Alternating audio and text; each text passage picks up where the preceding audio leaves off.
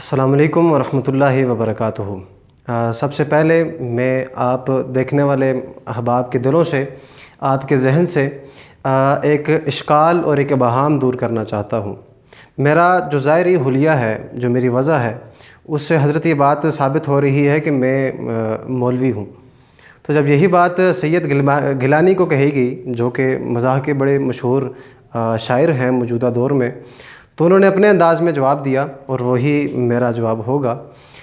وہ فرماتے ہیں کہ دیکھ کر داڑھی میری تو مجھے ملا نہ سمجھ، دیکھ کر داڑھی میری تو مجھے ملا نہ سمجھ، میرے سر پر میری ٹوپی کے اضافے کو نہ دیکھ، میرے سر پر میری ٹوپی کے اضافے کو نہ دیکھ، ظاہری حلیہ تک کہ تو پریشان نہ ہو، میرے مضمون کو پڑھ میرے لفافے کو نہ دیکھ۔ تو اب میں اپنی لائف کا ایک ایسا واقعہ آپ احباب کی خدمت میں پیش کروں گا کہ جو میرے لیے امبیرسنگ بھی تھا، اور اسے کہہ لیں کہ لائف چینجنگ بھی تھا۔ اس سے پہلے میں آپ کی خدمت میں مدام کیوری، جو دنیا کی پہلی خاتون سائنسدان ہے، اس کا ایک واقعہ آپ کی خدمت میں رکھنا چاہوں گا۔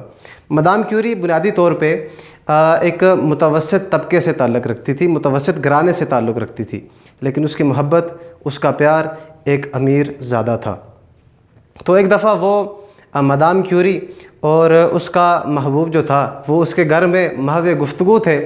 تو وہاں پہ مدام کیوری پہ اس کے محبوب کی والدہ ایک افتاد بن کی ٹوٹی، اور اس کو دھکے دے کر اور غریبی کا طعنہ دے کر اسے اس کے گھر سے نکال دیا۔ اب میں اس کا جو ماخذ ہے، یا پھر اس سے جو استنباط ہو رہا ہے، وہ میں اپنی گفتگو کے آخر میں آپ احباب کی خدمت میں رکھوں گا۔ تو اب ہم چلتے ہیں میرے واقعے کی طرف۔ دیکھیے، میں تقریباً 10ویں جماعت کا طالب علم تھا، اور ہمارے سکول کے میں ایک پروگرام منعقد کیا گیا جو تقریری مقابلہ تھا۔ تو جب تقریری مقابلے میں جو تمام احباب تھے، یا پھر جو ایک کوئز کا پروگرام تھا، اور ایک اردو تقریر تھی، اور ایک انگلش تقریر تھی۔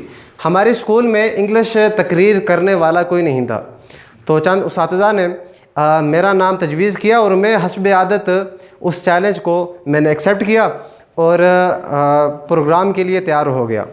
جب پروگرام آیا، تقریر کا دن آیا، تو میں اسٹیج پہ گیا، اور میرے پاس ایک تقریر و تحریر کا پلندہ تھا، اور تھی بھی انگلش، اور نہ پہلے مجھے انگلش سمجھ آتی تھی، اور نہ آج مجھے انگلش سمجھ آتی ہے۔ بارکیف میں نے وہ ریٹلائزیشن سے اس کو یاد کیا، اور اسٹیج پہ پہنچا۔ اسٹیج پہ پہنچنے کے بعد میں 2-3 سطریں پڑھنے کے بعد آگے میں ساری کی ساری تقریر بھول گیا۔ تو میرے سامنے چند خواتین بیٹھی تھی، اور چند میرے احباب بیٹھے تھے، اور اساتذہ بھی تھے۔ تو انہوں نے مجھ پہ لافٹر پھینکا۔ دیکھیں، 2 چیزیں ہوتی ہیں، ایک ہوتا ہے لافٹر دینا، اور ایک ہوتا ہے لافٹر پھینکنا۔ تو مجھ پہ ایسے لافٹر پڑ رہے تھے کہ جیسے وہ اس پہ پڑتی ہے۔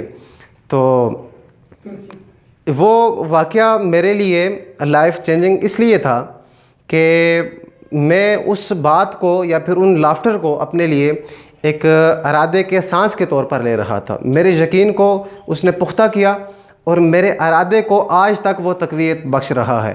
رہی بات مدام کیوری کی، مدام کیوری اس کے بعد اس نے اپنے آپ کو اس ڈگر کی طرف لے کے گئی کہ میں نے کچھ کر کے دکھانا ہے۔ مجھے جو غریبی کا طعنہ دیا گیا، میں نے اس غریبی سے باہر آنا ہے، اور لوگوں کو کچھ کر کے دکھانا ہے۔ تو اس قسم کا جو حالات کسی شخص کے ساتھ پیش آتے ہیں، تو 2 قسم کے رد عمل دیکھنے کو ملتے ہیں۔ ایک منفی رد عمل ہوتا ہے۔ منفی رد عمل یہ ہوتا ہے کہ انسان کو اگر مشکلات یا پھر جو اسٹمبلنگ بلاکس ہوتے ہیں وہ اگر رستے میں آئیں، تو انسان تھک ہار کے اس منزل سے متنفر ہو کے پیچھے بیٹھ جاتا ہے۔ لیکن جو دوسرا رد عمل ہوتا ہے وہ ہمارے لیے قابل غور ہے۔ دوسرا رد عمل یہ ہے کہ ہم انہی بلاکس کو، ہم انہی مشکلات کو ایک مہمیز کا ان سے کام لیں، اور سیڑھی کا کام لیں، زینے کا کام لیں، اور انہی کے سہارے سے ہم اوپر چلتے جائیں، بڑھتے جائیں، اور منزل کی طرف چلتے جائیں۔ السلام علیکم ورحمۃ اللہ۔